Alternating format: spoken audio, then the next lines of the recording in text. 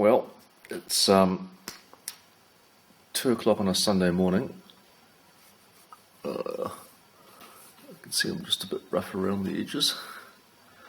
There's my little tent in the background. Try and zoom back a bit. Oh, away.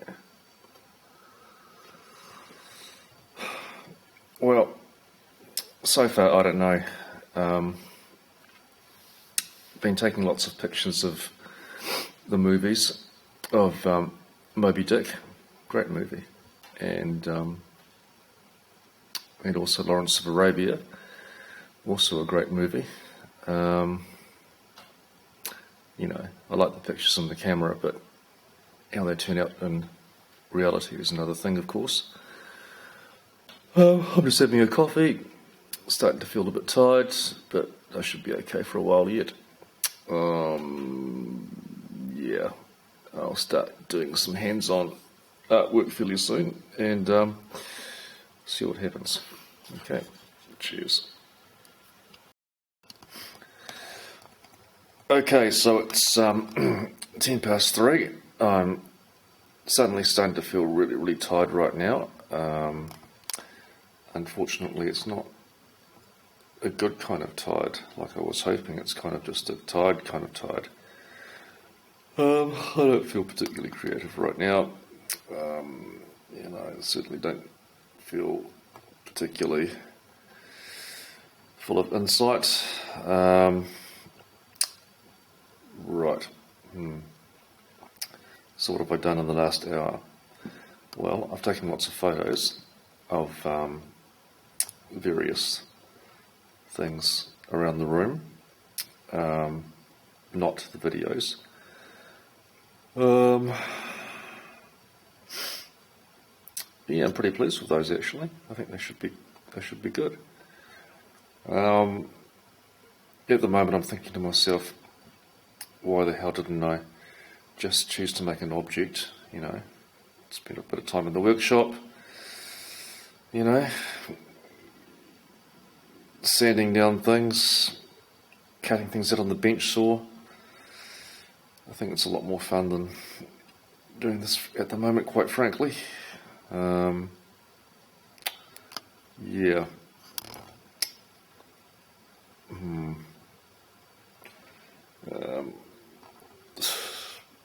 General shot, sort of rubbish stuff around the room.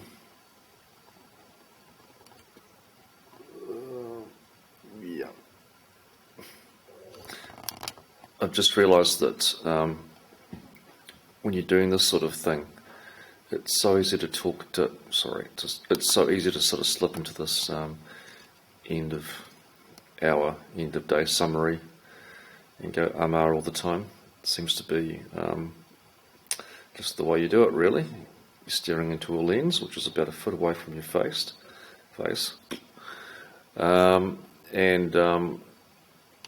Yeah, it's sort of intimidating, I guess. Yeah. Okay, this looks how I'm feeling. I'll read it to you.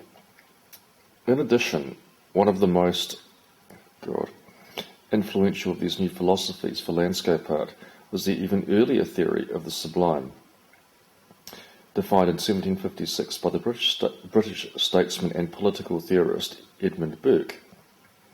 The basis of Burke's beliefs was that the life of feeling and spirit depended on a harmony within the larger order of the universe. The sublime, therefore, was the ultimate experience of divinity, a mixture of awe, fear, enlightenment produced by the contemplation of a powerful, terrifying nature. For Burke, the sublime was already connected to landscape. The association between the power of nature and a recognition of the divinity behind it was a constant theme of early Romantic writing. In 1797, for example, the German philosopher Friedrich Schlegel published his ideas about nature philosophy in the same year in a collection of stories entitled Effusions of an Art, blah, blah, blah, blah, blah, blah, blah, blah, blah. Another aspect of the sublime from Herman Wittenberg, University of Western Cape, The Sublime, Imperialism and the African Landscape. Herman Wittenberg writes, where are we? Okay. In these latter studies, the sublime is not read as a purely aesthetic category, nor merely a rhetorical style, but as a mode of domination in which a male subject asserts his rational supremacy over an excessive and unrepresentable experience, leading to a triumphantly enhanced sense of identity. As Barbara Freeman in The Sublime, as Barbara Freeman in The Feminine Sublime, Gender and Excess in Women's Fiction puts it, the sublime involves a sexually coded dominance of male spectatorship over objects of rapture. Similarly,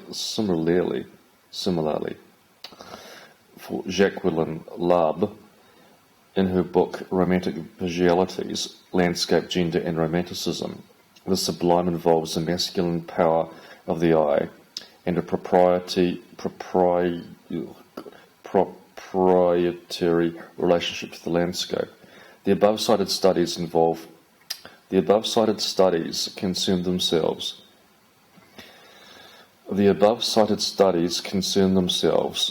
with the sublime as a mode of representing landscapes, revealing a gendered structure of power. It's getting harder. Okay, it's 3:45 on Sunday morning. The bit I like's been highlighted, so you can read it yourself.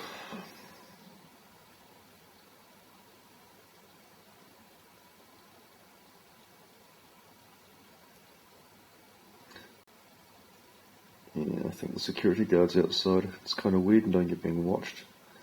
Anyway, enough of that.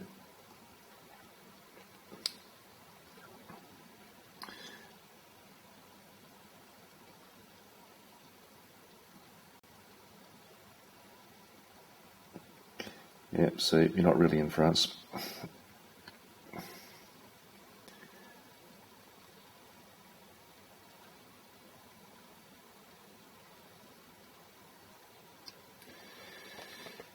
Here's a few quotes from Lucy Lippard, Lucy Lippard's book, which you can read for yourself.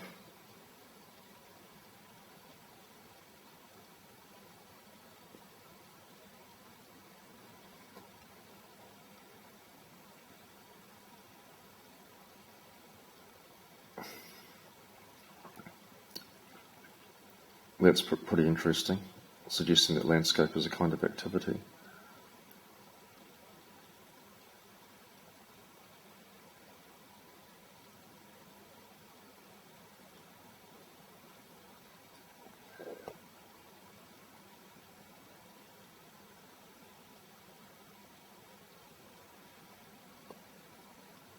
Oops.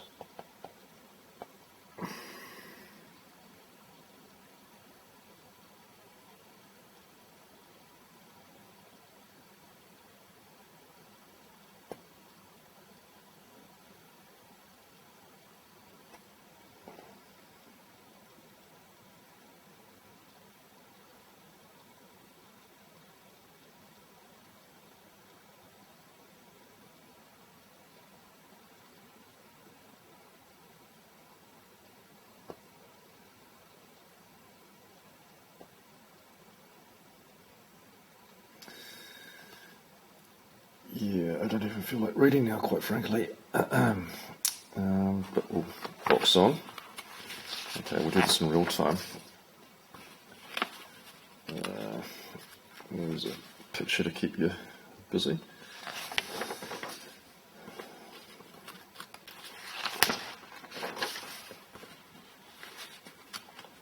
No. Back to Lucy Lippard again. The land is already a narrative, an artifact of intelligence before people represent it. There is no wilderness. The Coma poet Simon Ortiz, on the other hand, contends that there is a wilderness, it is modern cities. Very pointed, Simon.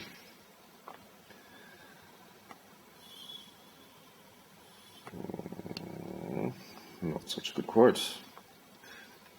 No doubt you've heard of the test you do when you're drunk, being asked to walk in a straight line. Well, I'm going to try and read in a straight line. Jean-Francois Lyotard has provided an acute explanation of the opposition between the notion of the sublime belonging to modern aesthetics and the notion of beauty belonging to classical culture. This opposition, investigated by Kant in his Critique of Judgment, signifies for Lyotard the contrast between an Aristotelian aesthetics, whose ultimate goal was moral elevation, and another aesthetic experience, whose sole objective was to capture intensity. In classical culture, beauty was linked to the splendour of the world order, as well as to the essential apprehension of the truth of things. For Western metaphysics since Aristotle, the true, the good, and the beautiful have been interwoven and are therefore inseparable.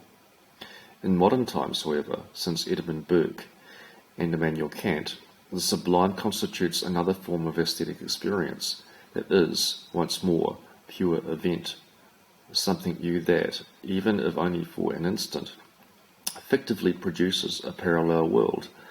A Zwischenwelt, as Paul Clay called it. Good on you, Paul. Out of the essential determinacy of the conflictive and changing modern world, art opens up spaces of visual, auditory, or emotional intensity, hoping to bring about a shock and experience stripped of references, disarmed in relation to the intimation. Disarmed in relation to the imitation of nature. Only the intensity of the shock guarantees the potency of the avant-garde work of art. Pure event is the result of deliberate action. There you go.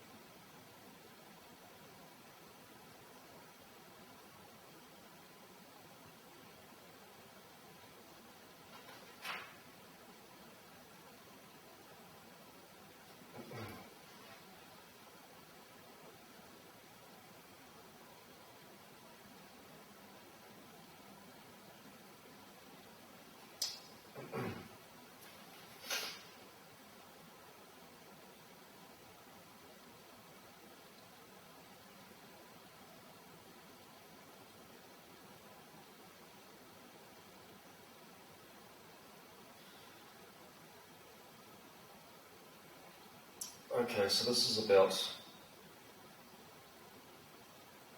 well, chromophobia basically. And this guy, the author, David Batchelor, is going to a posh party at an Anglo-American art collector's house, and this is the description. The house looked ordinary. The house looked ordinary enough from the outside, red brick, 19th or early 20th century, substantial but unostentatious. Inside was different. Inside seemed to have no connection with outside. Inside was, in one sense, inside out, but I only realised that much later. At first, inside looked endless. Endless like an egg must look endless from the inside. Endless because seamless, continuous, empty, uninterrupted. Or rather uninterruptible. There is a difference. Uninterrupted might mean overlooked, passed by, inconspicuous, insignificant. uninterruptible passes you by, renders you inconspicuous and insignificant. The uninterruptible, endless emptiness of this house was impressive, elegant, and glamorous in a spare and reductive kind of way, but it was also assertive, emphatic, and ostentatious. This was assertive silence, emphatic blankness, the kind of ostentatious emptiness that only the very wealthy and the utterly sophisticated can afford. It was a strategic emptiness, but it was also accusatory.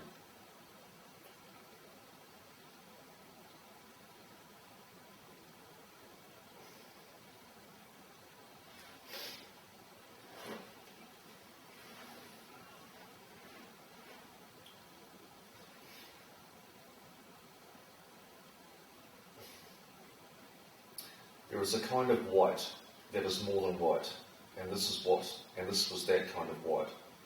There was a kind of white that repels everything that is inferior to it, and that is almost everything.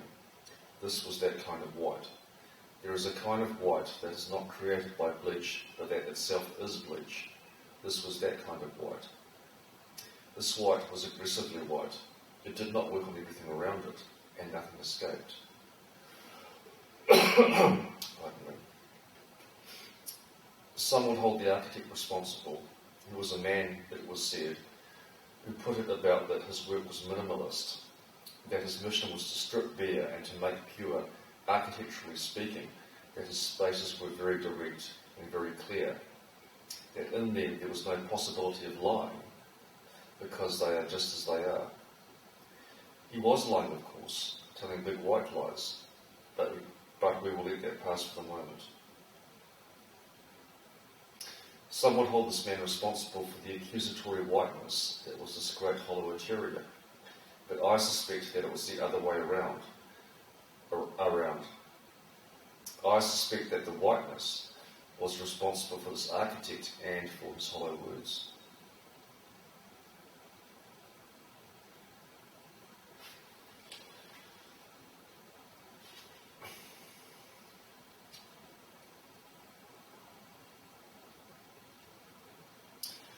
Not all whites are as tyrannical as this one was, and this one was less tyrannical than some.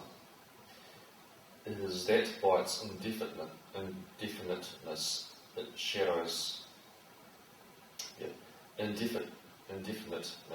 it shadows forth the heartless voids and immensities of the universe, and it thus stabs us from behind with the thought of annihilation, while beholding the white depths of the Milky Way.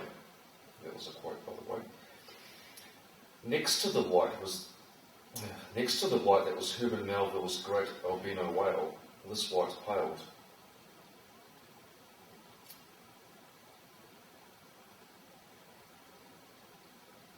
Minimalism, it seemed to say, is something you arrive at, a development of the sensitivity of the brain. Civilization started with ornamentation. Look at all the bright colour. The minimalist sensitivity is not the peak of civilization, but it represents a high level between the earth and sky.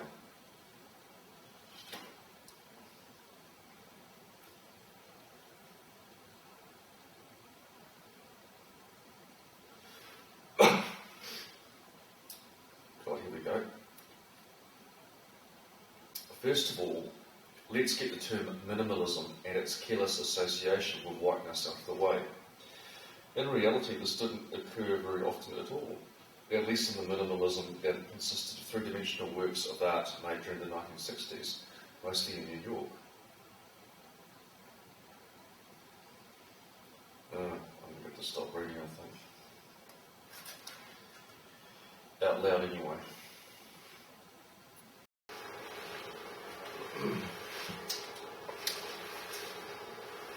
Okay, so if Conrad punctuates a generalised whiteness with numerous instances of examples of white things, Melville, as in the author of Moby Dick, works on something like the opposite direction. He begins with one great big white thing, and at a certain point begins to wonder whether the terrible whiteness of this thing could be generalised beyond it and infect his more homely conception of white. It was the whiteness of the whale that proved above all things. It was the whiteness of the whale that above all things appalled me, he admits, while at the same time noting that in many general objects, while at the same time noting that in many natural objects, whiteness refiningly enhances beauty, as if imparting some special virtue of its own. He recognises the gravity of the impasse and his confusion.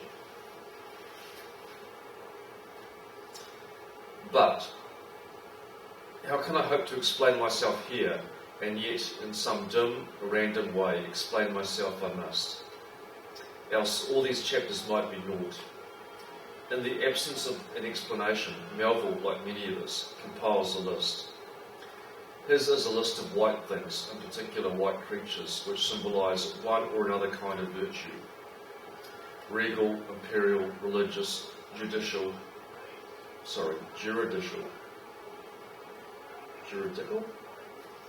moral, communal, sexual, and yet for all these accumulated associations with whatever is sweet and honourable and sublime, Melville insists that there still lurks an elusive something in the innermost idea of this hue, which strikes more of panic to the soul than the redness which affrights in blood. For Melville, as for Conrad, there is an instability in the apparent uniformity of white.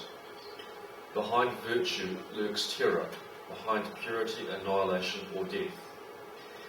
Not death in the sense of life ended, but a glimpse of death in life, the annihilation of every cherished belief and system, every hope and desire, every known point of orientation, every illusion.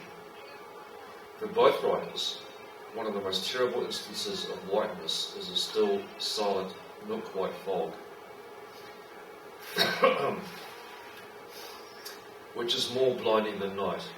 And for both, in the face of such whiteness, colour appears intolerably, almost insultingly superficial. Melville says, and when we consider that all other earthly hues, every stately or lovely emblazoning, the sweet tinges of sunset skies and woods, yea, and all the gilded velvet of butterflies, and the butterfly cheeks of young girls, all these are but subtle deceits, not actually inherent in substances, but only laid on from without, so that all defied nature absolutely paints like a harlot, whose allurements cover nothing but the charnel house within. Oh God, this is hard going, isn't it? I'll skip a bit. Here we go. The virtuous whiteness of the West also conceals other less mystical terrors. These are more local and altogether more palpable. They are, mainly, terrors of the flesh. Melville's great white whale is, conceivably, a monstrous corruption of the great Western ideal of the classical body. This body, at least, in its remodelled neoclassical version, was, of course, a pure, polished, unembellished, untouched and untouchable white. For Walter Pater, writing on the neoclassical scholar Winckelmann and classical sculpture sometime between the publications of Moby Dick and Heart of Darkness, this pure light, purged from the angry, blood-like stains of action and passion, reveals not what is accidental in man, but the tranquil godship in him, whatever that godship is, as opposed to the restless accidents of life. Good movie.